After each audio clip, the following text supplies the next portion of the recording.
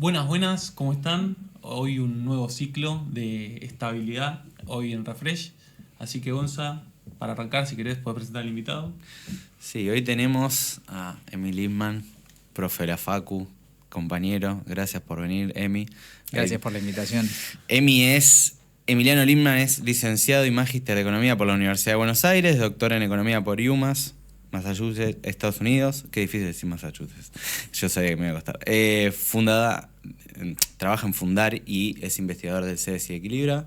Gracias de vuelta, Emi, por venir. No, muchas gracias. Algo me quedó por fuera, ¿estuvo bien? Todo perfecto. Por ahí querés agregar que soy columnista de Cenital. Columnista de Cenital, escribe Rollover. Eso es todas las semanas, ¿no? Sí, una semana Guido Sac y otra semana voy yo. Bien. Miércoles de por medio. Bien, bien. Así que nos guía un poco semana a semana con qué debates se vienen dando en la economía. La verdad que siempre el Rollover de Cenital es como un ordenador, ¿no?, de la discusión económica. Así que bueno, nada, está muy bueno también eso. Total, también otro gran aporte, el Substack que tenés. Muy bueno eso. Muy fino. Bueno, recomendamos. ojalá. ¿Cómo es lo de Substack? Es tu newsletter personal, ¿no? Escribís toda media doc, ¿no? Digo, cuando Sí, querés. cuando pinta. Claro. Bien. Pero bueno, para ir dando paso a lo que es la entrevista, como ya habíamos arrancado este año el ciclo, vamos a arrancar con la pregunta que, como el disparador de qué te llevó a vos a estudiar economía, ¿no? Dicen las malas lenguas, porque no sé, es una anécdota que yo no puedo corroborar, en realidad mi madre, que cuando yo era pequeño le pedí plata para comprar, no sé, caramelos y llegué al lugar y no me alcanzaba lo que me había dado originalmente. Entonces dice mi madre que yo quería ser economista o presidente para enseñarle a la gente que gobierna este país cómo se solucionan los problemas. Básicamente. Objetivo. La hiper. Exacto. Claro. Creo que todos somos Claro, porque hijos vos de en la hiper, ¿cuántos años tenías? Y yo tenía durante la hiper... No quiero no, sí. yo Yo nací con la democracia, Claro. noviembre del 82. Claro, sos Así que generación. en la hiper del 89 tenía 6 años. Claro. Sí. Y a partir de eso, ¿cómo fue tu recorrido? O sea, vos te recibiste y ¿en dónde te ejerciste? O sea, yo empecé a estudiar, justo empecé a estudiar con la crisis Del 2001. del 2001. El año 2001 yo entré a la facultad, estaba haciendo el CBC. Cuando terminé, me gradué y agarré una beca CONICET de doctorado, hice la maestría en la Facu, de Ciencias Económicas, a instancias de mi director, Martín Rapetti. Me fui a estudiar afuera, aún más, y con la idea de volver, obviamente, y ser investigador de CONICET y hacer un poco de todo, digamos. ¿Hiciste el doctorado en qué años allá? 2013, 2016. Ok. Cortito porque en realidad yo ya venía haciendo el doctorado en la UBA. Fue mitad y mitad. Claro, pero lo que pasa es que el doctorado en la UBA lo que tiene es que es muy diferente hacer un doctorado afuera que hacerlo acá. Acá hay menos infraestructura, menos contención en términos de recursos humanos. O sea, estás más solo. Claro. Afuera también, pero bueno, qué sé yo, tenés una beca, tenés como otro tipo de estímulos. Y eso te hace, yo creo que a algunas personas les hace más fácil avanzar. Tenés que terminar la tesis, o si no podés seguir adelante. Acá, viste, por ahí tenés trabajos y otras cosas, entonces lo pateás. Vas solapándola. Sí, claro, tenés entonces conocidos, más vida social, ¿no? Exacto. Entonces, como yo tenía el estímulo de volver rápido, dije, bueno, te escribí los 3 papers de la tesis y volvete, básicamente. Entonces, por eso más o menos en 3 años Mirá, lo saqué. Rapidísimo. Pero ya tenía un par de años atrás. Tenía maestría atrás. Muchos alumnos se van a hacer el doctorado sin la maestría antes. Cada vez es menos. Ahora, últimamente, en Estados Unidos te piden un doctorado para hacer un doctorado. Para entrar al doctorado, cada vez tenés más requisitos. Entonces, ese fue un poco el recorrido. De ahí y ahí volviste en 2016. Y ahí empecé básicamente a dar clases, a hacer más investigación. Trabajo de investigador. Sí. Y después pasé a la función pública. Tuve un tiempo en lo que fue la parte de la negociación con el fondo, coordinaba una especie de mesa de discusión con el fondo durante la gestión de Guzmán. Salí de la gestión pública básicamente cuando se fue Martín, en realidad algunos meses después, en el 23, y ahí empecé a hacer un poco más de public policy, si querés, que es un poco más el laburo en Fundar. Claro. ¿Y en tu paso en la función pública, las conclusiones? No se metan, chicos. Es como antes de Cristo, It's a trap. No se metan. No, mentira. Es muy desgastante. Sobre todo el área de economía, yo me imagino que debe aplicarse en general, es muy injusta generalmente. Salvo que lo uses como una palanca para proyectarte, si querés tener, no sé, una consultora o algo así, que yo creo que algunos le sacan rédito, pero en general es muy desgastante, porque es muy exigente. Claro. A mí no me pasó nada, digo, yo era muy desconocido, no es que salgo a la calle y me tiran una lata o algo.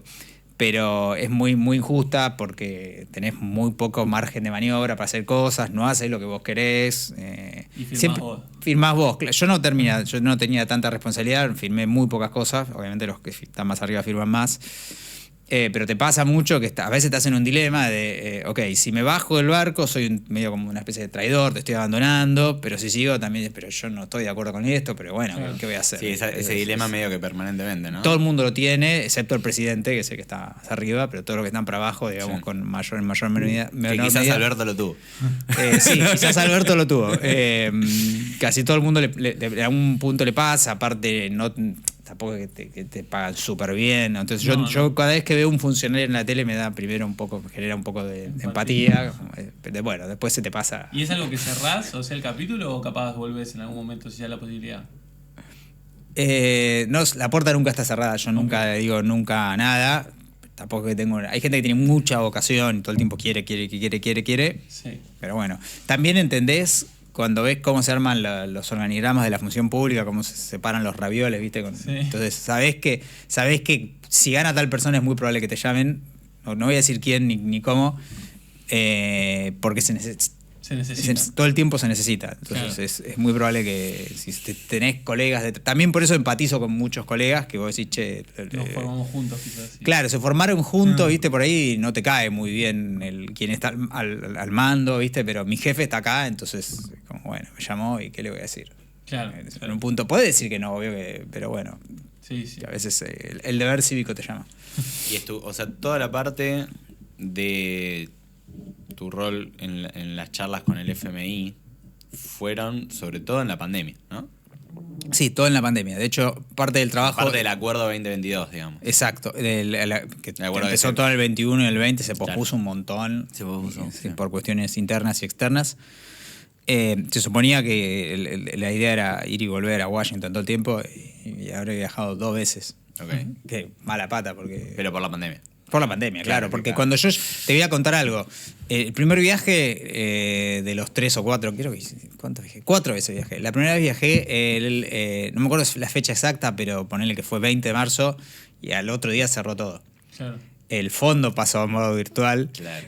Te juro que yo me bajé en el aeropuerto, creo que es el Dulles de Washington. No, donde hice la escala. No me acuerdo dónde hice la escala, no sé si habrá sido en Texas. Y eran las 10 de la noche, yo estaba haciendo aduana y estaba yo solo haciendo aduanas. Y digo, Claro. esto es increíble. Llegué, cerró todo y. ¿Te volviste? No, o sea, estuve una semana. Pudiste trabajar. Pude Ok. trabajar, en realidad al pedo, porque era todo por Zoom. Paré en la casa del representante argentino, que era Sergio Chodos. Sí. Que era en realidad el que iba a asistir mucho en todo este proceso. Y para volver, obviamente, fue toda una odisea. Por suerte, era empleado del Ministerio de Economía, entonces había alguien del otro lado buscándome los pasajes. Bueno, Obvio, sí. Claro. Estaba colgado de una palmera. Dormí una noche en el aeropuerto de Sao Paulo, que era un viva la pepa, Un gigante, un aparte. covidero, digamos, todo el mundo sin barbijos, Sí. hablando, yendo por todos lados. Y me pesqué el COVID, obviamente. Claro, Y era estuve, la época de la gripecina, ¿no? me pesqué el COVID, entonces bajé y la reta me puso en un hotel, me dio positivo, ahí me mandaron a clínicas, estuve una semana en el clínica, fui a mi casa y me mantuvieron aislado, supuestamente no podría salir hasta que me dé negativo. Me mandan una ambulancia para hacerme el hisopado. Inconcluyente el test, volver a repetir una semana. Otra ambulancia, inconcluyente el test, otra semana, así hasta que ponerle que habré estado. Entre que volví, estuve aislado, estuve 2 meses más o menos que me pasaban. Por eso el acuerdo del FMI se votó en 2022. Sí, por eso el acuerdo se pospuso. Viste que es el meme del dominó, viste, el efecto mariposa, un acontecimiento. Sí, totalmente. Me encantaría creer que fue por eso, pero no fui tan importante para Está claro. delatar el acuerdo. Bueno, bien, no, está bueno. Nosotros cuando pensábamos un poco esta entrevista, charlábamos con José. Bueno, en algún punto hay como una serie de debates que teníamos ganas de profundizar y vos tenés un recorrido que justamente recién lo charlábamos donde además de ser profesor de macroeconomía 2 de la Facultad de Ciencias Económicas de la UBA, tenés un recorrido académico, tenés varias publicaciones interesantes que, bueno, ahora después las charlamos, pero además tenés este paso por la función pública que también está bueno porque te da este principio de empatía que vos decías, y a la vez estás muy enfocado en algo que quizás falta mucho desde una mirada quizás no tan conforme con las cosas que está haciendo en política cambiaria y monetaria el gobierno, que es más la parte de contrapropuesta, ¿no? La parte de policy, que decías muy bien. Entonces, un poco la idea era como charlar toda la parte de la génesis, ¿no? De la economía bimonetaria, como se le podría decir, de la economía argentina, pero también enfocada no solo en la parte de diagnóstico, que quizás seguramente es donde más sea claro, ¿no? ¿Qué es lo que pasa? O más acuerdo tengamos, y los que escuchan el programa sentirán un poco lo mismo, pero donde más faltan herramientas es pensar un poco las alternativas, ¿no? La parte de policy, y ahí, bueno, hay varios trabajos tuyos que nos parecía que estaba bueno retomar a la luz de lo que está haciendo el gobierno hoy, ¿no? Entonces, bien, si quieren nos metemos un poco en eso. Primero, más la discusión sobre el diferencial argentino, ¿no? Que me parece toda charla con economistas que hicimos acá empezó medio ahí, ¿no? No solamente cuándo se jodió el Perú, sino más por qué se jodió el Perú, o digo, cuál es ese diferencial que tiene Argentina en materia de inflación y de economía bimonetaria, que digas, che, acá la verdad que Argentina, vos sobre todo que estudiaste mucho la macro latinoamericana y las experiencias del resto de América Latina, ¿qué es esa particularidad que vos decís, che, mira, acá Argentina tiene un vínculo con el dólar distinto por esta razón o con la inflación por esta razón, digamos? Yo no creo que Argentina sea única en la región. Me gusta. De hecho, creo que se parece mucho a la región, y en realidad, si tuviésemos que hacer una distinción, si vos ves la región, tienen una trayectoria muy parecida. Tenemos un paper sobre eso, si quieren leer, con Martín Rapetti. ¿Cómo se llama? América Latina, una región de senderos macroeconómicos que se bifurcan o algo así. Muy bien. Porque yo no soy borgiano, pero Roberto Frenkel era muy amigo de Lance Taylor, que era un economista americano fallecido, que le encantaba Borges. Y bueno, quedó esa idea. Pero siempre Martín Rapetti comenta que, bueno, en los 50, los 60, los 40, la región era la región del stop and go. En los 60 y en los 70 viene la apertura financiera y, bueno, crisis en todos lados, la década perdida. Los 90 es la época de la estabilización, con tipo de cambio fijo en casi todos lados. Los 2000 los países aprenden a flotar, acumulan reservas. Digo, hay una serie de cosas en común.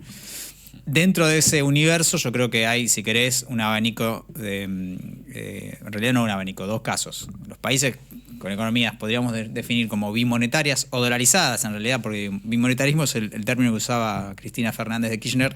No es como hablamos los economistas, nos referimos a una economía dolarizada, digamos. Bien. Donde básicamente alguna de las funciones de la moneda, reserva de valor, unidad de cuenta, medio de pago, las cumple una moneda extranjera, en nuestro caso el dólar. Entonces tenés las economías más dolarizadas y las economías no dolarizadas, siempre alguna función del dólar hay, porque si tenés algún exportador o algún importador, bueno, qué sé yo, alguna transacción en dólares tenés que hacer. Pero digo, economías que tienen, en donde el dólar tiene una representación en las transacciones o en alguna de las funciones muy por encima de lo que uno espera dado el país que tenés. Y ahí tenés, entre las dolarizadas, tenés Bolivia, Perú, Paraguay, Uruguay, Argentina, México, un poquito menos. Creo que Costa Rica también es un caso al cual le tengo menos. Bueno, Panamá y Ecuador, obviamente, por una decisión legal, ¿no? Pero hablando de las economías en donde conviven las dos. Y obviamente Venezuela. Y Venezuela, obviamente, bueno, sí, va para ahí. Venezuela no tuvo históricamente mucha inflación. Esa es una de las claves. Después tenés que yo, Brasil, Chile, Colombia, que son las economías con mayor grado de estabilidad, donde básicamente, como no hubo un historial de inflación, no hubo crisis, la persona que usaba pesos no fue sistemáticamente cagada, por decirlo en latín, la gente usa la moneda nacional. Entonces no hay una, digamos, primera clave. Vos tenés muchas crisis financieras y no le ofreces a la gente una alternativa viable para tener moneda. En Brasil se hizo a partir de la indexación contractual, básicamente. Entonces en Brasil no hay dolarización. ¿Por qué? Porque hay una alternativa que es una unidad indexada. Entonces vos no le das a la alternativa a la gente, la gente, el público, las empresas, básicamente recurren a otra cosa que sustituya las funciones que tu moneda no cumple. Vos tenés una mala moneda, la gente se dolariza, básicamente. Bueno, en otros casos usar el euro, usar el yen, pero en la región es el dólar. Y sobre todo países que tuvieron hiper, ¿no? Países que tuvieron hiper, básicamente sí, lo que te termina haciendo crujir la moneda es la hiper. Hay básicamente una secuencia. Vos lo primero que se pierde, la primera función que pierde la moneda es la función de reserva de valor, ¿no? Entonces perdés la función de reserva de valor, pero seguís haciendo transacciones en pesos, seguís poniendo los precios en pesos, que es lo que más o menos le pasa a Argentina ahora y le viene pasando en los últimos años, sí. Hasta la hiper. En la hiper es tan inestable que ya no podés ni usar la moneda para fijar precios, y ahí es cuando se pierde la función de unidad de cuenta y reserva de valor. Paradójicamente, cuando estabilizás, lo primero que recuperás es la unidad de cuenta y medio de pago, y lo de reserva de valor queda medio en suspenso. Es una de las cosas que da origen a la experiencia latinoamericana, y que es algo que se ve en todos lados, no solo en América Latina, pero se ve muy claramente después de los programas de estabilización, es que vos recuperás la moneda para transaccionar, pero sigue siendo refugio de valor. Inclusive en algunos casos, algunas economías se dolarizan mucho más después de la estabilización, suben los ratios de las medidas de dolarización, aunque es complicado a veces medir si vos tenés los dólares en una cuenta que no paga intereses en Argentina, ¿eso es ahorro o lo tenés para transaccionar? En Argentina es medio claro que es para ahorro, pero en otros casos no está tan claro. Entonces se ve que después de una estabilización el dólar obviamente aumenta no obviamente, pero se ve claramente que en algunos casos aumenta la participación. Y una cosita que no dije, que es importante, que es que obviamente el bimonetarismo, la dolarización es posible básicamente porque desde hace varios años el dólar se ha venido internacionalizando.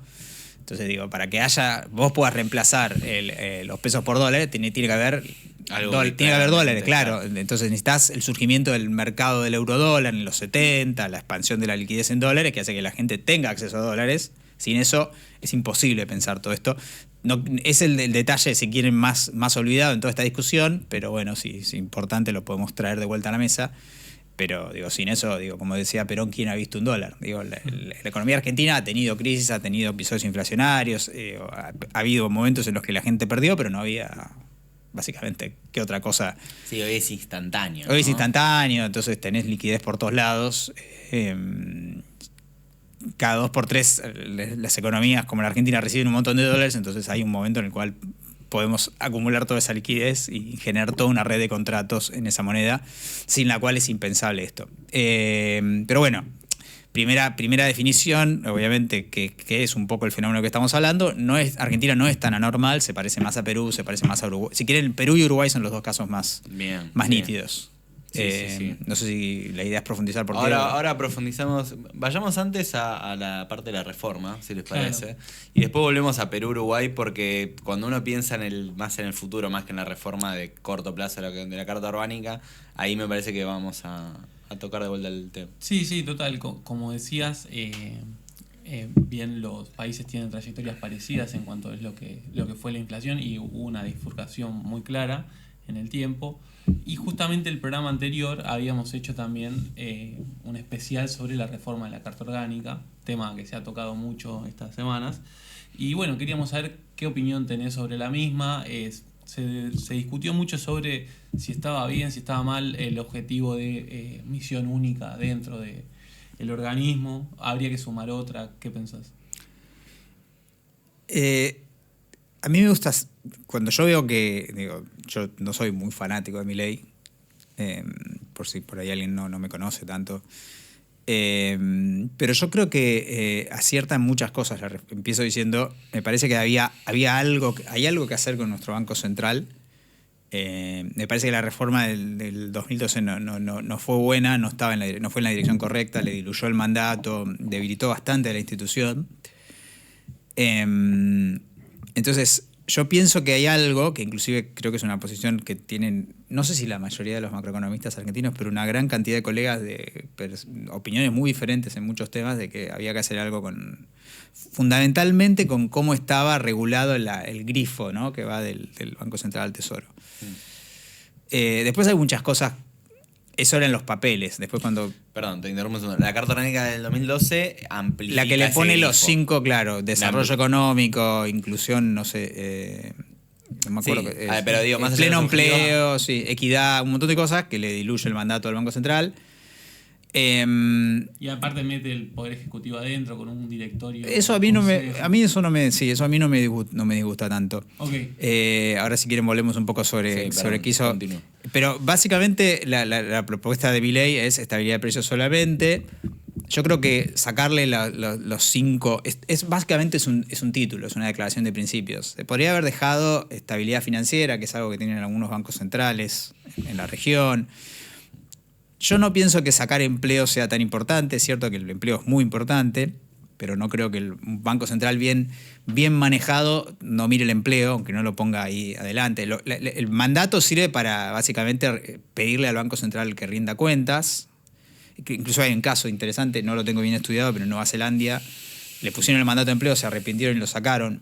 Habría que ver por qué, pero a mí me da la sensación de que acá lo importante, más allá de la letra chica de la reforma, es cómo va a ser el funcionamiento del Banco Central, que la institución tenga algún horizonte, que no sea necesariamente el horizonte, digamos, que puede ser el horizonte de un mandato, y que la clase dirigente de nuestro país interiorice que no es un juguete. Me parece eso más importante que la reforma en sí. La reforma es un buen instrumento para eso. Te doy un ejemplo. Creo que hay dos cosas que ilustran bien el papel de lo que es una buena reforma o no, de lo que es la normativa en sí y cuáles son los límites y los alcances. Mi casa, la puerta, es un edificio de pozo, recién construido, y la puerta no cerraba bien.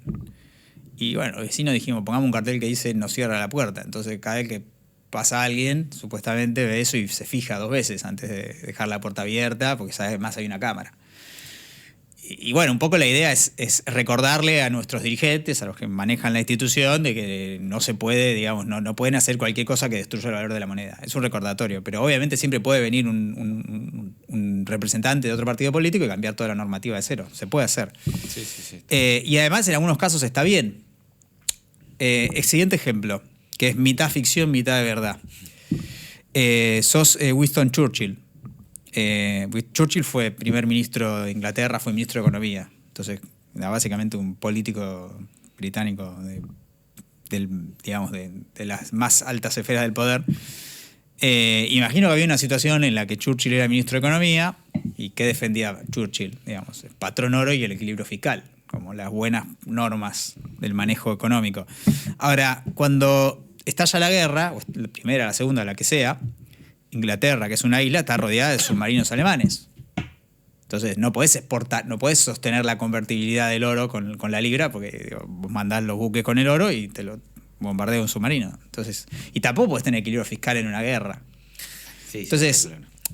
¿Quién gana? Hay ¿El ministro de Defensa o el ministro de Defensa, el ministro de Economía? Le dicen al primer ministro, tenemos que mantener el equilibrio presupuestario y sostener el patrón oro. Y el ministro de Defensa dice, no, tenemos que hacer tanques. Muchachos.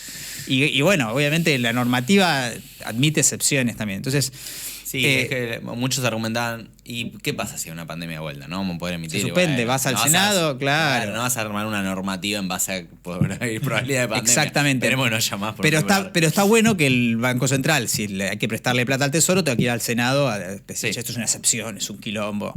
Entonces, yo creo que la reforma, igualmente, déjame decir otra cosa, porque a mí me parecía bien en el espíritu de no tener 8 millones de objetivos, no permitirle al Tesoro financiarse tan fácilmente con el Banco Central, porque no es cierto que no se puede financiar. Todavía hay mecanismos.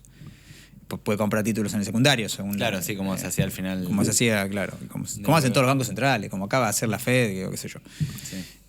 Pero me parece que un poco mi crítica principal no es tanto al proyecto de reforma. Bueno, el proyecto de reforma tiene un problema que es muy fácil nombrar a un presidente, no es muy difícil sacarlo, con lo cual parece que quisieras poner tu propio presidente del Banco Central. Y además estás prohibiendo un montón de instrumentos que el gobierno mismo viene usando. El mes pasado se emitió una letra intransferible, muy chiquita, muy poca plata, pero todo el tiempo hay cosas que vos decís...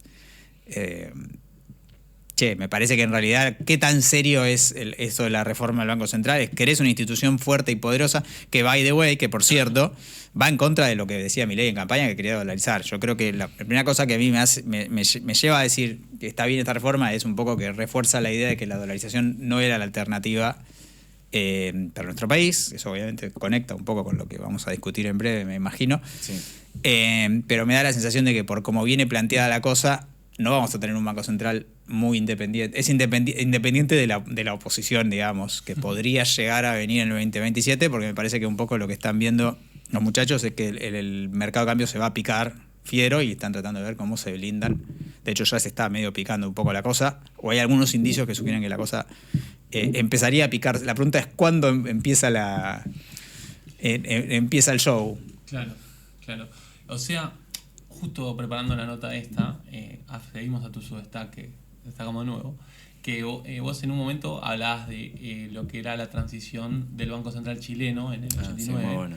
que efectivamente, más allá de las cuestiones técnicas, había un compromiso tanto de la oposición como del gobierno en ese momento de llevar más o menos el mismo corset, ¿no? Eso sería muy distinto a lo que está pasando ahora, decís. O debería haber un gesto más, no sé. Bueno, supongamos una brelata. No, el caso chileno. Esa sería la óptima, ¿no? Claro, el caso chileno es interesante porque en el directorio del Banco Central había representantes del pinochetismo, no sé si es muy feliz, pero bueno, qué sé yo, era el partido. Ya salía. Exactamente, en el 89, cuando se reforma la Carta Orgánica del Banco Central. Había ganado la concertación y estaba perdiendo el pinochetismo. Pinochet había hecho, de hecho, en el 89 o en el 90 una política expansiva. Había hecho populismo porque quería ganar las elecciones y dejó la inflación en 30. O sea, en Chile, ¿quién bajó la inflación? Fueron los Chicago Boys. Bueno, Chicago Boys, qué sé yo, la agarraron en 600, la llevaron a 400, chocaron el país, la llevaron a 0, volvió a subir, la dejaron en 30, vino la concertación y la bajó en toda la década del 30 a 2%. En el 89 se reparten el directorio entre la concertación y el pinochetismo. Un poco hay una suerte de consenso de que el Banco Central es sagrado, que no se puede hacer cualquier cosa con el presupuesto público. Las políticas en Chile son consistentes. Yo no soy especialista en ciencia política. ¿Por qué son consistentes? ¿Por qué puede Chile sostener una política fiscal muy consistente? Digo, Chile tiene todo el de Full Monty, ¿no? Como el paquete completo. Tiene regla fiscal, fondo soberano, Banco Central independiente, flotación, mercado de capitales profundo. Baja la desigualdad. Exacto. Soy de cualquier escuela y el caso chileno. Tiene mucho cobre también y es un país chiquito, digo, eso también hay que decirlo. Sí. Tienen sus problemas, pero son los problemas hoy, comparado con los problemas de la región, son problemas de un hombre blanco americano, digamos, ¿no? Sí. Entonces yo no sé exactamente por qué algunas cosas funcionan, pero lo cierto es que tienen un diseño institucional que uno dice, bueno, si nosotros estaría bueno tener ese diseño institucional, tener un Banco Central que digamos que sabe cómo manejar más o menos la economía, porque la verdad que eso cuando vos lográs bajar la inflación, la política monetaria bien hecha, como hacen todos los bancos centrales hoy, tiene sus ventajas. Es muy sencillo. La transmisión de una decisión de política monetaria a las tasas de largo plazo y a la estabilidad macroeconómica en general en condiciones razonables, en condiciones estándares, es mucho más rápida.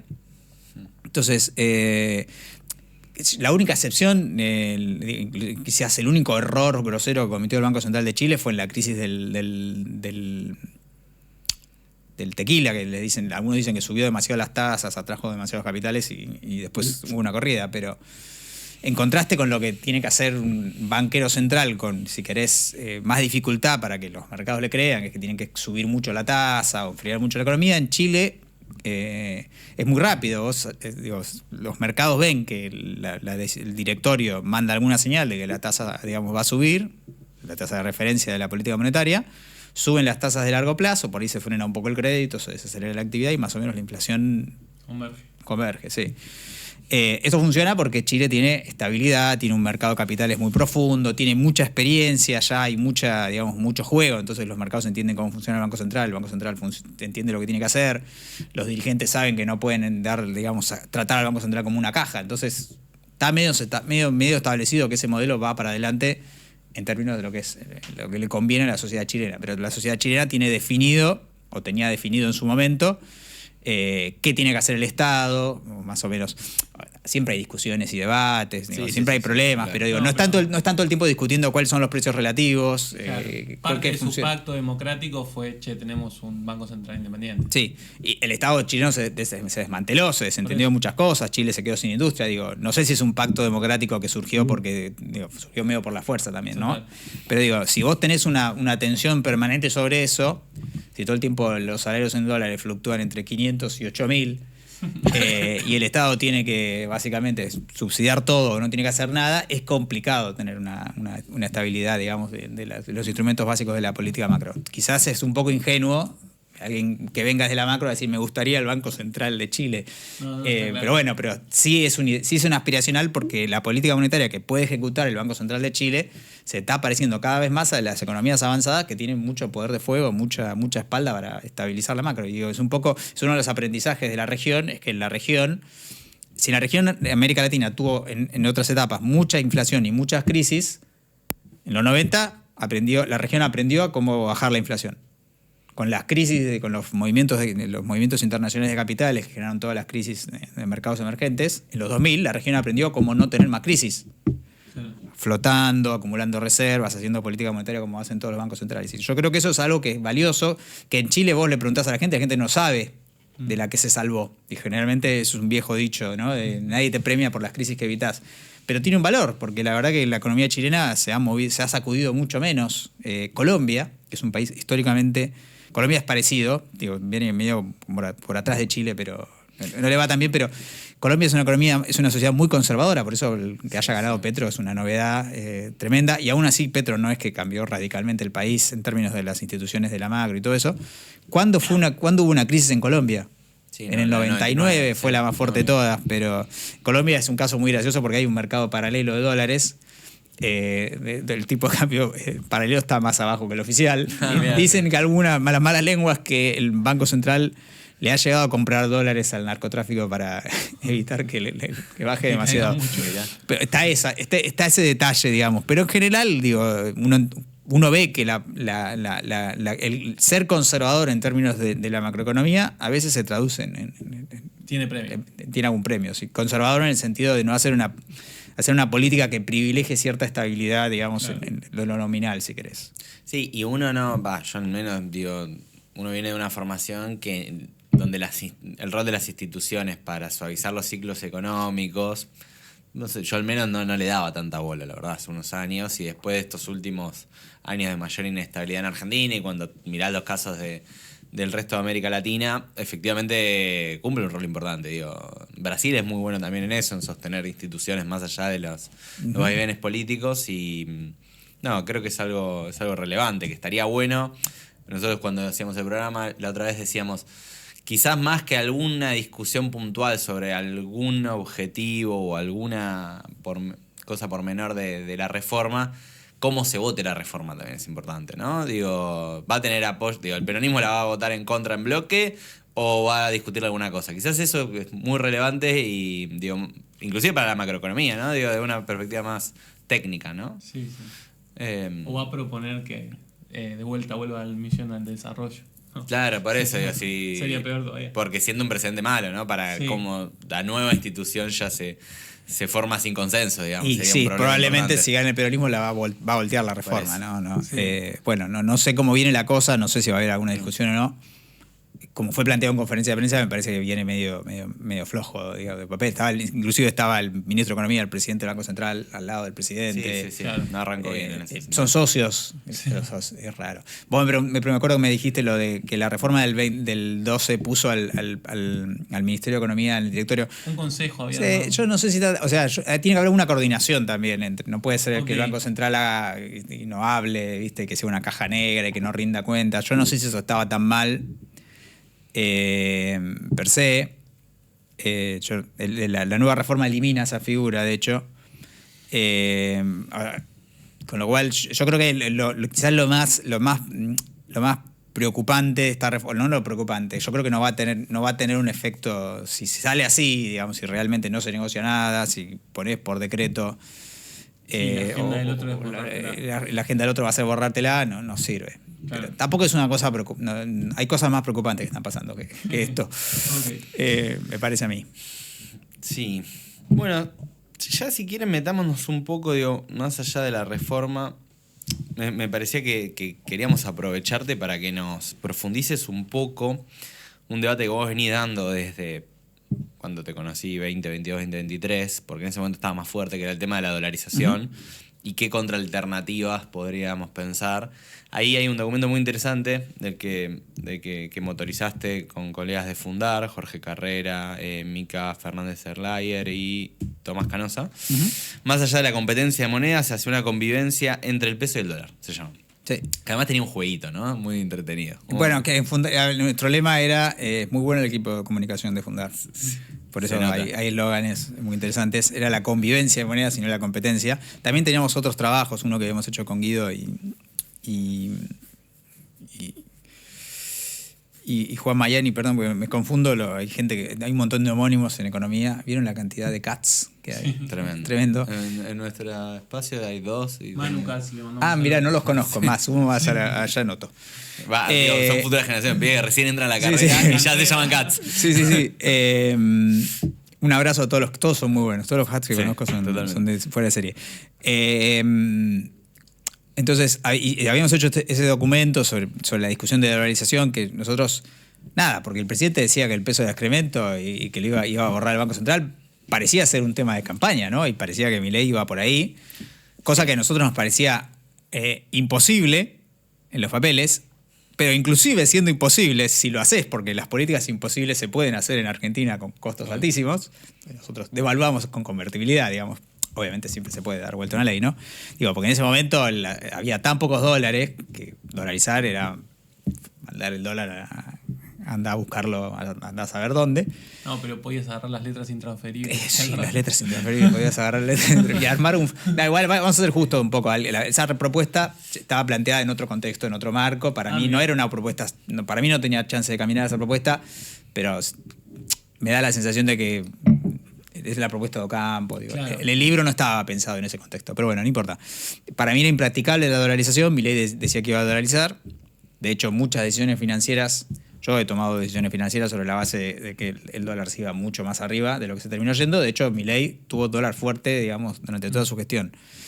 Sí. Entonces era un tema de la campaña y la propuesta, que obviamente, de vuelta, es en un punto, depende de en qué medida podemos lograr construir algún consenso sobre alguna regla de juego básica, porque si no vamos a poder construir ningún consenso sobre ninguna regla de juego básica, y bueno, ya fue, dolarizar. Un poco el lema sería, hemos destrozado tanto nuestra moneda y tanto nuestras instituciones monetarias que necesitamos algún tipo de mecanismo sobre eso. La dolarización es una de las formas más extremas que hay, pero hay una opción en el medio que te permite recuperar algo de soberanía monetaria, que es tener un banco central independiente con algo de mayor flexibilidad en el mercado de cambio, juntando reservas internacionales, precisamente si eso es una economía dolarizada, si quieren ahora explicamos bien por qué.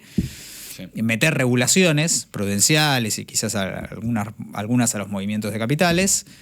Y con eso, si vos vas manteniendo una inflación relativamente más baja, vas estabilizando la macro, y vas dejando pasar el tiempo, la gente va recuperando la confianza en la moneda y vas reconstruyendo tu moneda. Que es como básicamente enfrentás la dolarización. Esa, si quieren, es en grandes títulos la alternativa a la dolarización. La convivencia de monedas. Podría ser la convivencia de monedas. O sea, la realidad... Sí. No. Vos tenés una realidad. La gente usa el dólar. No podés... Primero, no tiene sentido prohibirlo porque tiene funciones. Sí. Sirve para hacer un montón de cosas. Qué sé yo, se ve mucho más en Uruguay, que es una economía más pequeña, donde ni siquiera ¿cuál es el grado óptimo de dolarización? Sería la pregunta. Algo probablemente no es cero, pero tampoco es 90% de los depósitos, como pasaba en Bolivia o en Perú a la salida de la hiper. Pero como conviven, digamos, y sabemos en economía, sobre todo nosotros que somos economistas, que a veces prohibir las cosas tiene consecuencias indeseables. Es un poco la victoria de la economía sobre otras ciencias sociales, es que nosotros sabemos que por más que suene bien y suene lindo los papeles, a veces prohibís algo y el resultado es peor. Sí. Venezuela, Maduro prohibiendo. O Argentina con el cepo, prohibís y es peor, o expropiás a los depositantes, pues son unos ricos garcas, pero después nadie confía en el sistema financiero. También estaba tu abuela ahí con los depósitos. Nadie más confía en el sistema financiero. Entonces no puedes tapar el sol con la mano, tenés que habilitar, a veces permitir que la gente haga ciertas transacciones en dólar, use el dólar de forma con más o menos límites, a veces te puede ayudar a estabilizar. Claro. Recordemos que sería, por ejemplo, meter dentro del sistema legal argentino la posibilidad de evaluar en dólares cuestiones, ¿no? Claro, ¿cómo lo pensaron eso? ¿Cómo lo pensábamos? O sea, la convivencia de moneda, se podrían firmar contratos en dólares. Se podría. Bueno, eso yo creo que ya se puede, en un punto ya se puede hacer. ¿No? En eso, pero qué sé yo. De hecho, una de las cosas que creo que no habría que hacer, si uno quiere, porque la idea es la convivencia. O como incentivando el uso del peso. Exacto. O como en realidad en Perú, Cavallo siempre habla de competencia de monedas, en ese caso entre el sol y el dólar. Pero yo creo que hay una pequeña trampa, y porque es una competencia, pero la cancha está inclinada para que gane el sol, digamos, porque el dólar es más poderoso. Entonces los peruanos hacen regulaciones y políticas para que el sol termine ganando un poco. Claro. Ayuda a la macro también. Remuneran más el ahorro, por ejemplo. Remuneran, o sea, los encajes son más altos si tenés moneda extranjera, si vas a operar en moneda extranjera que sin moneda nacional, porque el Banco Central de Perú no imprime dólares, entonces es más costoso ser prestamista de última instancia en dólares, que no podés serlo indefinidamente. Inclusive en Perú se hicieron políticas en las cuales vos podés poner los precios en la moneda que quieras, pero sí o sí tienen que estar en soles. Entonces decís, los pongo en soles y en dólares, no, qué paja, los pongo en soles y ya. Claro. Inclusive hay un estudio, un paper muy interesante que te muestra antes y después. Estaban los precios de los neumáticos en dólares, después estaban en soles. O sea, hubo un mecanismo de coordinación, porque no es que de golpe la gente pasa de usar una moneda a usar la otra. Sí. Porque la moneda tiene algo, el uso de la moneda tiene algo que los economistas llamamos externalidades de red. Yo sé que todos ya saben lo que es y todos tus oyentes entienden esto, pero me gusta tanto dar este ejemplo. No. Se oye tan bien que lo voy a explicar. MySpace, ¿tenés MySpace? No. ¿Sabés qué es MySpace? Una red social, ¿no? Sí, no sé si existe, creo que existe todavía. Es una red social que usaban músicos, vloggers, usaban en una época. Instagram, Twitter, LinkedIn, todos tienen esa. Bueno, ¿por qué? Porque una red social justamente es una red. Sí. El valor de una red es que se incrementa cuanto más gente participa de ella. Y es más, si vos estás afuera de la red, la penalidad que tenés es mayor. Claro. Yo cuando me fui a estudiar afuera no tenía teléfono celular. Era un freak, digamos, y me ayudaba a concentrarme. El valor de un teléfono celular es mayor cuando todo el mundo tiene teléfono celular. ¿Para qué querés un teléfono celular si nadie tiene teléfono celular? Para nada, no sirve para nada. La moneda tiene una característica similar a eso, ¿eh? Que es mejor una moneda que todo el mundo usa. Claro. Entonces, si todo el mundo usa el dólar, que de golpe todo el mundo empiece a usar soles, no pasa de la noche a la mañana. Claro. Y es la razón por la que la competencia de gobierno de dólares, de competencia de monedas, o la dolarización endógena, que ni Cotani entendía, en Argentina, muchos colegas veíamos esto y decían, che, esto no da, no cierra. O sea, el tipo quiere, digamos, sin un mecanismo fuerte de coordinación, que la gente empiece a usar dólares. ¿Qué crees que pasó ahí? ¿Alguna conjetura? Precisamente ese es el problema. Los incentivos no eran lo suficientemente grandes. ¿Pero ellos apuntaban a eso? Apuntaban a eso, para mí, o no entendían el problema, o fue lo que se les ocurrió. Muchas veces las políticas... No gana la política que funciona, sino la que mejor convence, ¿no? Vos le decís te reunís con algún funcionario de los más altos. Y vos le decís, hay uno con una carpeta A que dice, no, esto va a tener un costo altísimo y te va a llevar 10 años. Pero va a funcionar. Funcionario B dice, no, esto se resuelve mañana. Dice, che, pero no va a funcionar. No importa. Lo contratan al que va a funcionar. Yo creo que fue por eso que no funcionó, porque quizás los beneficios no eran muy claros. Entonces tampoco, el valor, digamos, el tipo de cambio por ahí tampoco te ayuda. Digo, che, yo no quiero vender mis dólares a 1.500 cuando por ahí... Claro, será otra cosa que no te preguntamos, pero que es parte de la competencia de monedas, que es el rol de la tasa de interés real, que un poco lo dijiste remunerando el ahorro, y el tipo de cambio real, digamos. Con este tipo de cambio real. Obviamente, con el tipo, o sea, el retorno, el retorno real, si querés, no solo la comparativa entre los retornos financieros o contra la inflación, sino la otra cosa que tenés que mirar, cuando vos mirás 40, 50 años, está todo más o menos parejo, ¿no? Porque se supone que los retornos en pesos y los retornos en dólares tienen que ser parecidos. Digo, muchos colegas siempre tenemos esta discusión de, che, cuando vos decidís y te dolarizás, ¿qué mirás? Y mirás la tasa en dólares, o sea, mirás el retorno en qué sé yo, un plazo fijo, por decir algo, contra la devaluación que vos más o menos te imaginás que va a venir a pasar. Pero bueno, vos tenés que generalmente la literatura económica dice tener una tasa real positiva. Mis colegas dicen, bueno, una tasa real en dólares. Bueno, qué sé yo, periodo largo, da más o menos lo mismo. Claro. O sea, no se te tiene que licuar tu ahorro contra la inflación. O no se tiene que licuar tanto como, digo, se tiene que licuar menos que el dólar, si se licúa el dólar, digo. Pero bueno. Entonces sí, una de las claves es, obviamente, no podés estar, digamos, perjudicando sistemáticamente al que usa moneda nacional porque te va a ir mal. Sí, es como que yo siento que hay algo de que el gobierno puso mucho el caso peruano sobre la mesa. Vamos a Perú, vamos a Perú, vamos a Perú. Desde la oposición es como que corren el eje de la discusión y dicen, ok, vos querés que no tengamos heladeras, como los peruanos. Y no se termina de discutir el fondo, que es el esquema de Perú concreto, contra alguna alternativa posible, que tampoco uno ve mucha sobre la mesa. La realidad es que el caso de Brasil a veces pero es muy diferente, me parece, ¿no? Lo de Brasil, porque Brasil es un país donde los depósitos en dólares son mucho más bajos, entiendo, ¿no? Digo, es un país donde No sé si no está prohibido, no sé hasta en qué medida está prohibido. Claro. Me arriesgaría a decir que está prohibido, no sé, que sos una empresa extranjera por ahí. Pero déjame... Digo, lo más parecido a nosotros debería ser el caso peruano. Déjame hacer uruguayo. dos comparativas, una con Brasil y otra con Perú. La de Brasil es interesante porque hasta los 60 había una normativa que, digamos, impedía cobrar tasas de interés, creo que eran mayores al 12% o algo así, porque no había inflación en Brasil en los años 20, 30. Y había una política contra la usura, o algo así. By the way, que ahora no, por ahí nos vendría bien una normativa así. Estaba prohibido cobrar más del 12%. Entonces se hizo una reforma y como había inflación, se empezó a ofrecer la posibilidad de indexar. Básicamente lo que hizo el Estado fue ofrecer títulos indexados, como las LECAPs. Sí. Básicamente te protege el capital contra el crecimiento de los precios. La ingeniería es muy compleja, digamos, pero básicamente si la tenemos que resumir es, si el Estado emite un instrumento indexado y los bancos pueden suscribir ese instrumento indexado y eso se generaliza, los bancos pueden prestar, pueden captar depósitos con instrumentos indexados, pueden prestar con instrumentos indexados, tienen el balance parejo. Sí. Y además, como hay inflación, indexás los salarios, indexás, no sé, los pagos de impuestos, tenés toda una economía indexada. Por eso Brasil no usa el dólar. Podés inclusive, está prohibido y no importa, porque la gente no sabe lo que es. Prácticamente la gente no sabe cuánto vale vos le preguntás a un taxista y por ahí no sabe cuánto vale el dólar en términos de reales. Yo creo que no es comparable, no tenemos esa tecnología a la mano. Brasil tiene muchos años practicando eso. En Chile inclusive se hizo. Chile se había empezado a dolarizar bastante también. Y se creó la URB o algo así, una unidad indexada. Unidad indexada también hubo en Argentina, tenemos los UVAs, hubo en Colombia, hubo en México, pero nunca tan generalizado como en Brasil. Entonces yo no sé si me compararía tanto como en Brasil en ese sentido.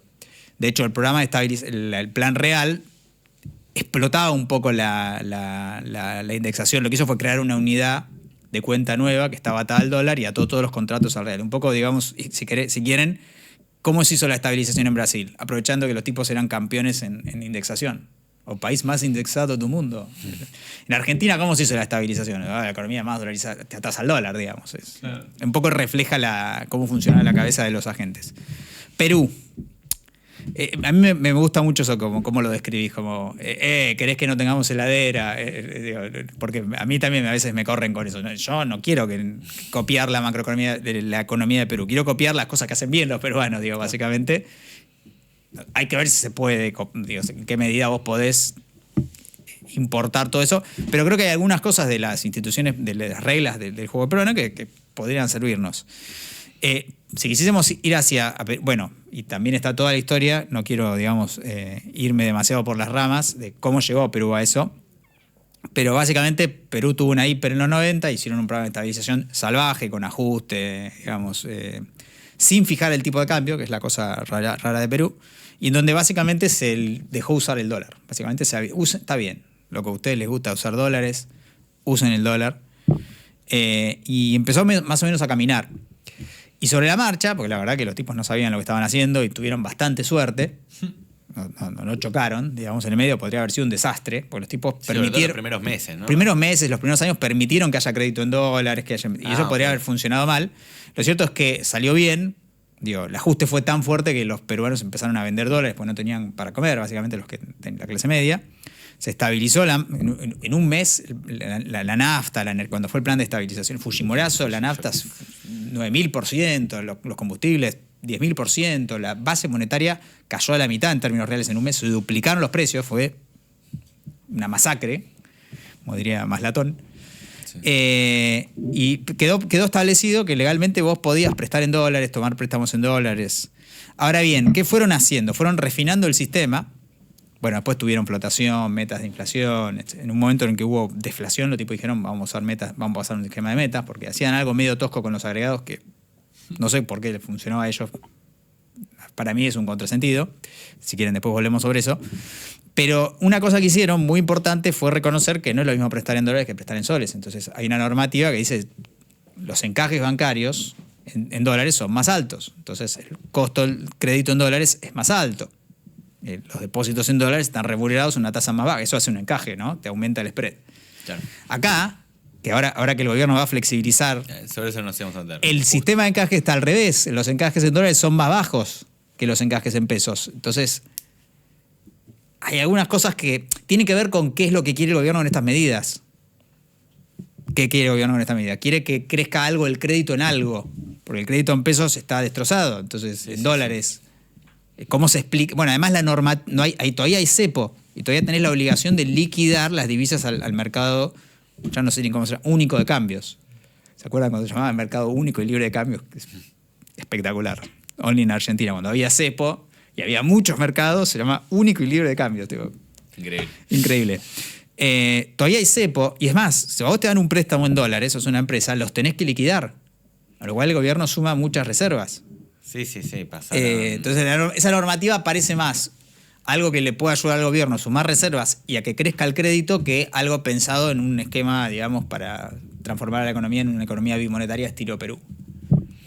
Sí. O sea, es más un manotazo para llegar mejor a las elecciones que otra cosa, decís. Siendo empáticos con los funcionarios, yo no sé si lo llamaría un manotazo, sino una respuesta natural de la política macroeconómica enfocada en objetivos de corto plazo y no en algo que tiene más que ver con más una allá, construcción de largo. ¿Y te parece bien o más allá de eso? O sea, bueno, porque viste que después del 2001 se tomaron muchas medidas macroprudenciales para evitar la crisis, ¿no? Pero efectivamente quizás también, como decíamos antes, si todos los argentinos ahorramos en dólares, de alguna manera usar eso como palanca para traccionar la economía es algo bueno, ¿no? Muy buen punto. ¿Cuál es la diferencia, si quieren, radical entre la economía bimonetaria argentina y la peruana? En Argentina, como mencionás, está prohibido a los bancos, o estaba prohibido, está cada vez más permitido. En los últimos años hubo varias instancias, ¿no? Esto no fue la primera vez que se flexibiliza el crédito en dólares, ya se venía, el gobierno venía amagando con eso, con los blanqueos y todo. Desde 2001, por la crisis, por el descalce de monedas, que es en definitiva uno de los problemas más importantes que tiene una economía bimonetaria, que es activos en dólares, pasivos en pesos, o al revés, que una devaluación te cambia el valor del balance de las empresas. Imagínate, vos sos un banco central, subís la tasa de interés, se aprecia tu moneda y de golpe vos debías dólares y estás en una fiesta. Pues subís la tasa para hacer una política contractiva y de golpe un montón de gente que tiene un network más alto y la gente sale a gastar más. Te da vuelta a todos los efectos de la política monetaria. Es un quilombo. Y ni hablar cuando se deprecia la moneda. Por eso muchos países pueden inclusive tener conductas de que, no dejemos que el dólar suba tanto, no dejemos que baje tanto. Bueno, en Argentina todo ese quilombo lo vivimos. Vos mirabas el balance de los bancos en el 2001. ¿Y qué se hizo con posterioridad? No prestes en dólares al que no tiene ingresos en dólares. Entonces, ¿cuál fue el resultado de eso? Que en los últimos años los bancos tenían un montón vos le llevabas los dólares a los bancos, los bancos no tenían nada que hacer con los dólares, entonces te lo remuneraban a tasa cero. Entonces tenemos un sistema financiero que se fondea a tasa cero con un riesgo país de 200.000 puntos, con lo cual, esto me lo contaba el presidente de un banco, que no sé por qué razón tenía fondeo internacional de alguna compañía o de alguna empresa o alguna institución benéfica, no sé, tipo, le ofrecían financiamiento al 6% en dólares. Pues, no, me interesa, acá me dan una obligación negociable a 4%. Claro. Entonces es un sistema raro. Yo creo que se vio mucho en el último tiempo que las empresas están liquidando por el boom de exportaciones y de los precios, inclusive por las ONs, que están por las obligaciones negociables, que es como una forma de sortear esta regulación, en un punto sortear esta regulación. Las provincias están entrando dólares, entonces están entrando muchos dólares y o se los compra el Banco Central o se los compra la gente. Y si se los compra la gente se los lleva a la casa porque vos no se los remunerás. Entonces, es cierto que algo hay que hacer. Entonces, yo algo de simpatía tengo por esta idea de, bueno, podemos ver si se puede flexibilizar un poquito. No me parece que sea no me parece que es un vendepatria el que hace eso. Sí creo que hay que tener un poco más de cuidado con cómo está diseñada. Si vamos por ese lado, entender que es peligroso y diseñar una normativa más acorde. Por ejemplo, algunos colegas uruguayos con los que hemos charlado, me dicen, no hagas esto, no permitas que haya depósitos en las dos monedas, te va a complicar la vida. Porque la experiencia uruguaya es... en Uruguay no ha bajado mucho la dolarización. En Perú la dolarización bajó espectacularmente. Como métrica de dolarización te decís ratio de depósitos en dólares. Transacciones en dólares que hay cada vez menos. En Bolivia también bajó espectacularmente, pero bueno. Ahora subió un poco. Chocó un poco, me parece. Sí. Pero en Perú sigue siendo como el caso para mirar. Uruguay bajó mucho al principio, en los 2000, después se estancó en 60-70% de los depósitos. Es complicado, bueno, qué sé yo. Economía de es una plaza offshore, sí. Los colegas uruguayos me niegan que es por los argentinos que mandan, porque si los argentinos ponen los dólares en Uruguay, ¿cómo vas a desdolarizar eso? Me dicen que no, y de hecho hay una persona, un pariente mío, lejano, no tan cercano, que tenía un depósito en dólares y lo tuvo que sacar, porque no es residente. Entonces, algo han cambiado la normativa. Pero en Uruguay ha bajado mucho el riesgo cambiario, digamos, por lo menos no tanto el impacto sobre el sistema financiero de las fluctuaciones en el tipo de cambio, con lo cual algo ha mejorado la cosa. Y los uruguayos insisten, no hagas eso porque se te va a dolarizar mucho más el sistema financiero. Claro. Pero bueno, nosotros tenemos, no sé cuánto, medio PBI, un poco menos, un poco más en el colchón. 62.000 millones de dólares. Dicen, y estaría bueno que estén en los bancos, qué sé yo, que se le pueda dar algún uso. Entonces, yo creo que es un problema de manta corta, como decimos, un trade-off. Pero manta corta es la traducción más poética que hay. En dólares estaba viendo, desde que asumió Milei pasaron de la zona de 14.000 millones de dólares a 40.000 millones de dólares. Sí, es un crecimiento importante. Le ha dado reservas al gobierno. Claro, lo que pasa es que si se da vuelta la tortilla vas a ver una corrida en el sentido contrario y vas a ver más inestabilidad. Es cierto que más se dolariza el sistema financiero, más inestabilidad tenés. Lo que podés hacer es, podés usar amortiguadores como en Perú, podés hacer como mi amigo uruguayo, que no voy a deschavar, me dicen no vayas por ahí, seguí con la prohibición, que hay algunos colegas que defienden esa posición. Claro. Sí, inclusive cuando uno escucha economistas más cercanos al peronismo en un eventual cambio de gobierno, hay muchos que siguen con la idea de, miren la cantidad de millones de dólares que se van por formación de activos externos todos los meses, que están en la zona de 2.000, 3.000, depende del mes. Bueno, hay que hacer el cálculo neto de cuánto esos depósitos quedan, que entiendo que es lo que está haciendo el Banco Central ahora, ¿no? Mostrando, mirá, está bien, los argentinos compran dólares, le habilitamos la compra en el MULC, eso va a los depósitos en dólares, después eso se presta, vuelve al MULC en base de préstamos en dólares, claro. Bueno, quizás el neto no te da tan mal. Sigue siendo una parte del MULC que claramente sí, la verdad no hice la cuenta, es muy buena idea, pero yo creo que, a ver, los argentinos ahorran en dólares y se van a seguir ahorrando en dólares durante mucho tiempo, entonces hay que convivir con eso. La otra cosa con la cual creo que algunos espacios de la política argentina les cuesta convivir es el hecho de que la economía argentina, cada vez que arranca, es una máquina de aspirar dólares, necesita financiamiento internacional, por lo cual no puedes vivir con cepo. Si querés que la economía camine, no te digo se desarrolle a tasa china, pero que crezca un poquito como nuestros vecinos, y cepo no puedes tener. Tenés que tener una relación sana, no promiscua, con los mercados financieros internacionales como tienen nuestros vecinos. Madura, digamos, no de adolescente, de te quiero, te odio. Sí. Total. Una cosa más madura, digamos. Tampoco puedes tapar el sol creo que es parte del mismo combo, ¿no? Sí, porque aparte fundamentalmente creo que se piensa esto todo como no el mercado financiero o la City. Y efectivamente lo que estamos pensando es, tenemos un montón de ahorro que no podemos movilizar hacia la inversión, a financiar proyectos productivos, ¿no? Porque quizás el problema más grande de Argentina es que no crece hace bastante tiempo y la única manera de crecer es que la tasa de inversión de nuestra economía crezca y a partir de eso hay que buscar la salida para que eso pase, ¿no? Totalmente, ese es el vínculo. Voy a deschavar que al principio me preguntaron si querían poner este podcast como estabilización o desarrollo. Yo me siento más en la pata de lo que es la estabilización porque creo que entiendo un poco más de eso, pero querés el vínculo entre la estabilización y el desarrollo más directo que hay desde la macroeconomía es el financiamiento, papel de crédito, porque una de las cosas que te mata la inestabilidad es precisamente el crédito y el financiamiento. Entonces sí, totalmente. necesitamos que haya acceso al crédito.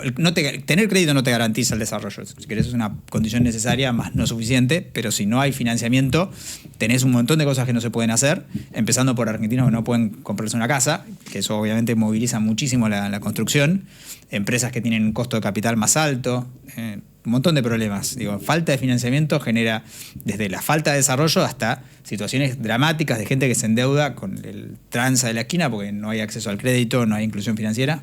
Entonces, realmente es una de las cosas que más le cambia la vida a la gente, es el crédito. El crédito es un arma de doble filo, tenés mucho y podés tener más crisis, es un poco la lógica del capitalismo. Me estoy volviendo medio filosófico, pero creo que es un punto que todos los alumnos de economía conocen, pero que a veces no se dan cuenta que si tuviese que explicarle esto, lo potente que es, y no hay que regalarle, digamos, a Milei la potestad de hablar de las bondades del capitalismo. Nosotros también podemos hablar de algunas de las bondades, y una de ellas es básicamente el crédito es un mecanismo fabuloso para cambiarle la vida a la gente, obviamente peligroso también, ¿no? Sí, justamente como decís, peligroso. Esta semana se ha hablado mucho de los aumentos en los niveles de mora que hay actualmente en la población argentina. Y queríamos saber también ahí, quizás ya para ir cerrando la nota, ¿qué crees que pasó? O sea, todos podemos ver como el inicio del problema quizás más monetario con el fin de las LEFIs. ¿Eso influyó o no en la mora? ¿Eso terminó con una tasa de interés más alta de la que debería ser? ¿O qué generó el problema de la mora? Yo creo que el principal problema es el estancamiento de los ingresos de la mayor parte de la población. Como punto número uno, mucha gente, muchos hogares se vieron impulsados a tomar crédito para cubrir lo que antes era el ingreso. Entonces, casi todos los procesos de sobreendeudamiento hay un problema entre el crecimiento de la capacidad de pago y lo que hay que pagar. Eso es medio es obvio lo que estoy diciendo. No estoy diciendo nada que esté por fuera de la lógica y la carrera entre la tortuga y el conejo, ¿no? Si tu deuda crece más rápido que tu capacidad de pago, hay problemas. Eso está en el ABC de todo problema. Yo creo que tenemos un problema ahí que es más estructural, y después hay una parte que es más coyuntural, que tiene que ver con que cuando se hace lo que es la Milleinomics, o por lo menos la parte macro, yo creo que tiene varias etapas. Una que muchos no se acuerdan, pero es la devaluación y una política de tasas bajas en relación a la inflación, una licuadora, o una motosierra y licuadora en el 24. Sí. La tasa real era muy negativa al principio, sobre todo por los niveles de inflación que había. Después ahí el gobierno metió el crawl, vino el blanqueo que le dio algo de dólares, y ahí el gobierno también dijo, bueno, qué bueno que es el crédito, tomen, mañana vamos a crecer al ritmo de Alemania, mañana vamos a hacer Suiza. Y la recuperación en B. La recuperación en B, pedo de buzo, todo eso. Y bueno, qué sé yo, si alguien saca un préstamo porque mira eso, no lo podemos culpar, digamos. Noche me quedé sin laburo, pero bueno, mañana voy a estar mejor. En medio de todo eso, el gobierno inclusive, ¿se acuerdan? Vamos a bajar el crawl al cero, la inflación va a converger la inflación neta de la depreciación ya es cero. Y el gobierno se anima, baja el crawl, pero me parece que se había acumulado bastante atraso cambiario, y hubo una corrida, viene el fondo, te pone la plata, increíble el fondo, te pone de vuelta. Ya teníamos un programa muy grande con el fondo, tenemos una exposición tremenda, el fondo te pone un programa que tiene una particularidad, mucha plata al principio. Claro. Que es lo que no tiene que hacer. Y de libre disponibilidad. Mucha plata, lo que no tiene que hacer el fondo, cuanto más plata, en comparación a otros programas parecidos, ¿no? Ajustando por tamaño. Ahí llega el famoso incidente de las LEFI, si querés ahí vamos, que es que a Milei no le gusta el Banco Central. No le gustan las instituciones del Estado, las quiere destruir literal. Como pueda. No pudo cerrar el Banco Central, no pudo dolarizar la economía argentina. Aunque sea lo corro. Bueno, hay una imagen, los que viven en el barrio de Coglan, no sé, habrán visto, hay una cosa, googleen, sino el Palacio Rocca Tagliata, que es un caserón antiguo que no lo pudieron destruir porque es patrimonio histórico, y le hicieron una torre de departamentos monumental atrás. Es espantoso. Espantoso, se está por terminar. Entonces le hizo la gran Rocca Tagliata al Banco Central. Digamos, yo creo que acá tiene mucho que ver Milei, insisto, me parece que son caprichos presidenciales. Mismo lo reconoció él. Mismo le dijo, yo hice lo del desarme de las LEFIs. ¿Qué hizo Milei básicamente? Como Milei no quiere que el Banco Central haga política monetaria manteniendo una tasa de interés de referencia de corto plazo, comprando y vendiendo deuda del Banco Central, que es como se hace la política monetaria en todos lados, como la hace la Fed, como la hace el Banco de Brasil, tipo dijo, desaparece este instrumento, entonces ¿qué hago? Te lo cambio por pesos, lo desarmo. Y controlo perdón, los bañé de... Creo que se habrá visto, espero que no. Controlo la cantidad de dinero, que es algo que no se puede hacer, porque es muy complejo. Realmente es como tratar de pegarle a una joya valiosa con un martillo. ¿Y qué pasa? Si vos querés controlar la cantidad de dinero, se te genera mucha inestabilidad de tasas. Claro, perdón, no voy a decir qué día es hoy, porque esto sale el sábado, pero hoy la tasa de caución intradiaria llegó a casi 30 de TNA, pero también estuvo en 21,7. Sí, vos días en que estaba en 3 y otro que estaba en 140. Estamos en eso, ¿no? Y recordemos que la tasa un día, ¿no? Es la tasa, bueno, las tasas de corto plazo son importantes para los bancos porque es la tasa a la cual los bancos se fondean si tienen algún problema, ¿no? Claro. Los bancos necesitan mucho.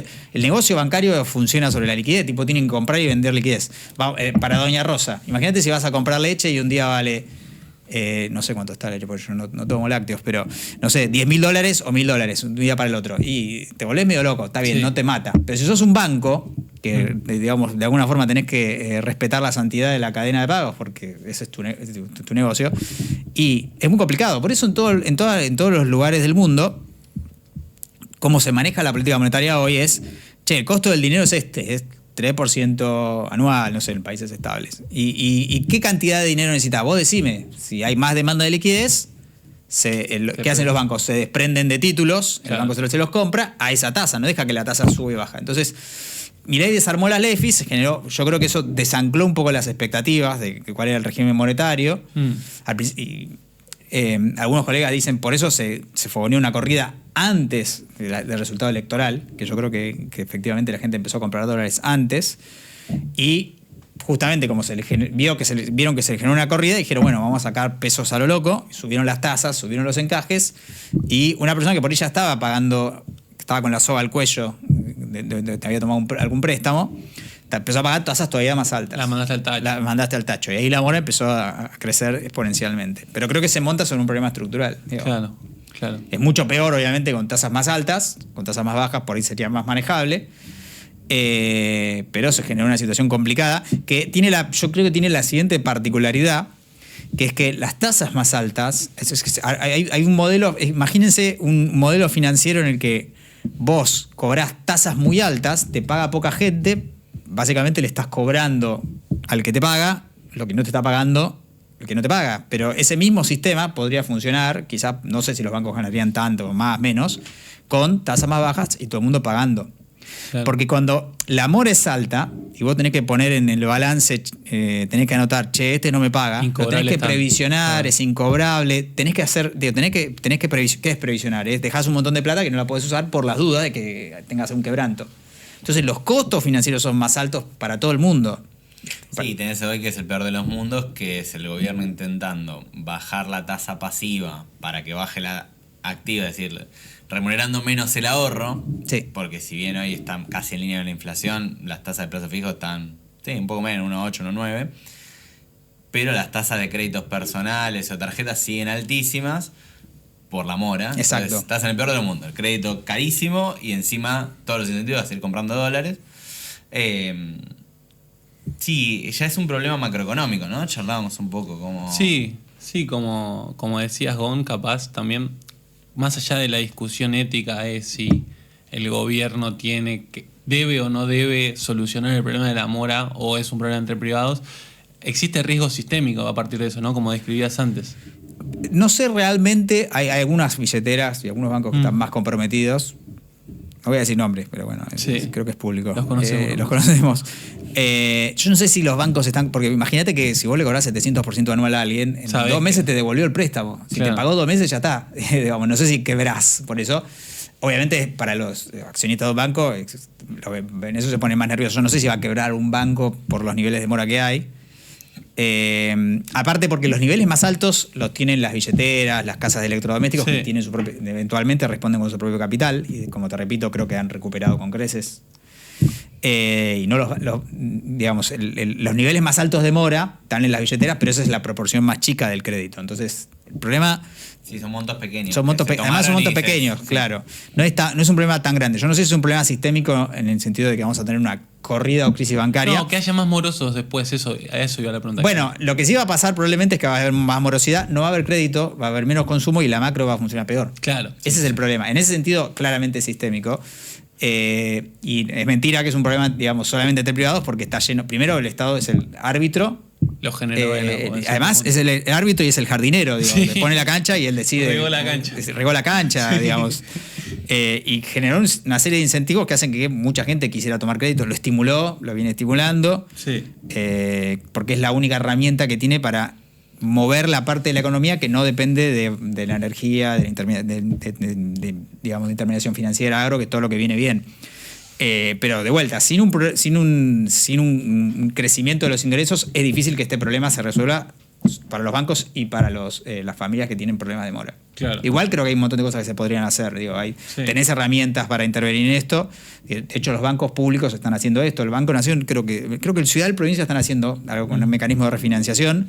No sé si le cambian la ecuación por completo a las familias, pero definitivamente mejor si te dan otro programa de pago. Tenés mecanismos para reclasificar a los deudores. Creo que el gobierno está por hacer algo de esto. Yo igual no sé, hay una parte que es cosmética, para que quede mejor los datos, pero también hay una parte que tiene impacto sobre los costos y los spreads bancarios, porque si vos provisionás menos préstamos, tenés más plata disponible. Después podés regular podés poner top. Hay países, creo que estaba viendo el otro día, Australia tiene algún tope sobre cuánto una billetera le puede cobrar. Digo, hay formas me parece, de limitar todo eso. Algo tenés que hacer, me parece. De mínima reconocer que acá tenés un problema, que hay obviamente yo no le pido a los funcionarios que se crucifiquen en público y digan es mi responsabilidad, es mi culpa.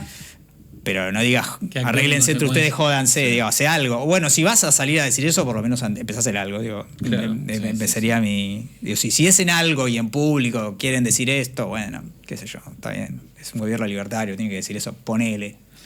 Pero empiecen a mover algo en ese plano, porque si no, la cosa no va a caminar para ningún lado y le va a ir mal a los argentinos y les va a ir mal a ellos electoralmente. Creo que algo deben estar registrando, me imagino. Está claro. Bien. Bueno, tocamos un poco todo. Ha sido gran entrevista, Gracias. Gracias por venir, Emi. No, gracias por No sé si te quedó algo que quieras comentar, algo por fuera. No hablamos de las perspectivas de un economista, de la carrera y algo, que hubiese estado bueno hablar de eso. Si quieren, Sumamos. tenemos 2 minutitos, Hoy, hablamos sí. sobre perspectivas. Les comentaba a los muchachos que es difícil a veces dar una recomendación porque mi etapa es tan distinta de la suya. Cuando yo me gradué, como que había un mundo que era la investigación y la academia donde más o menos, qué sé yo, te pagaban por leer papers. Qué bueno, qué divertido. Que era un tu trabajo. Exacto. Que era un programón. Hoy creo que en Argentina está difícil y afuera también. Sobre todo con las nuevas tecnologías, con la inteligencia artificial y todo eso, que no está claro qué va a ser un investigador, digamos. Inclusive es una etapa muy rara en donde la gente lee cada vez menos cosas. Y a mí, admito que después de salir de la función pública me cuesta más enfocarme en eso, digamos, porque te setea la cabeza para trabajar de otra manera, ¿viste? Le das otro valor a la política pública, a discutir con gente y a otro tipo de interacciones. Sí. Pero yo creo que recomendación personal en la vida general, tengo casi 44 años, es que uno tiene que hacer lo que le gusta, al margen de si realmente tiene una alternativa o no. Obviamente está bueno saber a qué te estás metiendo, pero creo que está bueno que uno trate de hacer algo que le guste. Y si tu pasión es esa, te interesa, y te gusta estudiar o te gusta indagar sobre algún problema, qué sé yo, me parece que es un factor que tiene que pesar mucho. Bueno, se nota que no soy un empresario que hice fortunas en mi vida, porque si no, quizás el consejo hubiese sido otro. Y no necesariamente uno tiene que poner todo el foco en cuánta plata tenés o qué salida tienes, sino pensar más que nada en cómo uno realmente explota lo que uno quiere hacer, porque en definitiva es más fácil encontrar alternativas si haces algo que te gusta. Si haces algo que no te gusta, estás muy frustrado todo el tiempo y a la larga yo creo que no te va a ir tan bien como si haces algo que está más alineado con quién sos y cómo te sentís. Yo tomé esa decisión en ese momento. De hecho, no sé si tenía muy claro cuál era. Sabía lo que quería hacer, sabía que me iba a ir y iba a volver a Argentina. No sabía cómo me iba a ir, si iba a tener tantas posibilidades. De hecho, sospechaba que la cosa se iba a poner medio picada. Pero bueno, esa es mi recomendación. Que estudien algo que les guste. Y bien. Que economía está bueno. Sí. Y la verdad que te es un campo bastante amplio todavía, quieras o no, que digo, ahora hay todo un boom de estudiantes de la carrera de finanzas, sigue habiendo gente que apunta a la investigación, consultoría. Sector público cayó un poco, hay que decir la verdad. Ha pasado la motosierra. Esa salida cuesta hoy. Pero bueno, quizás en un futuro vuelva a haber un gobierno que piense en políticas públicas. Sí, pero fundamentalmente yo creo que la carrera lo que te da es la capacidad de pensar muchos problemas distintos de alguna abordarlos de una manera común, y en cierto punto eso está muy bueno, Sí. para un montón de cosas. Para otras quizás no tanto, hay algunas cosas que no tocar. Sí. Pero ya hemos recordado economistas discutiendo con médicos. Pero bueno, efectivamente, qué sé yo. Así hay una último chivo. Economía, según algunos sociólogos que han estudiado el tema, es una de las profesiones con aires de superioridad. Hay un paper que se llama La superioridad de los economistas, que mira básicamente eso. Los economistas citan menos otras profesiones, ganan más que otras profesiones, con lo cual hay algo de que nos sentimos con el derecho de invadir y opinar sobre el trabajo que hacen otros, con excesiva libertad a veces, porque no sabemos las limitaciones que enfrenta, qué sé yo, no sé, un psicólogo, o alguien que hace epidemiología o sociología, ¿viste? Por ahí los tipos entienden mejor. ¿Por qué no puedo usar un diff in diff acá? Y porque, qué sé yo. Sí, no corresponde. A mí en me este dio. caso. Totalmente. Pero bueno. En fin. Bueno, Emi, gracias nuevamente. ustedes. Recomendación a todos y todos los oyentes. Anótense en Macro 2. Anótense en Macro 2 con Emi Lima. No que tengo 100 alumnos. No, pará, siempre Bueno, arriba. y Vayan aparte al Rapid. compite con el nuestro. Compite con el tuyo, bueno. Con el de Martín. Nada, igual está perfecto. Es un gran curso también. Y sobre todo, bueno, suscríbanse. Esto sale El sábado. El sábado 22. Somos _refresh en nuestro Instagram, YouTube, Twitter, todo, TikTok. Denle a la campanita, como dicen. Y bueno, los esperamos. Nos estaremos viendo. Gracias, Emi. De A vuelta. ustedes.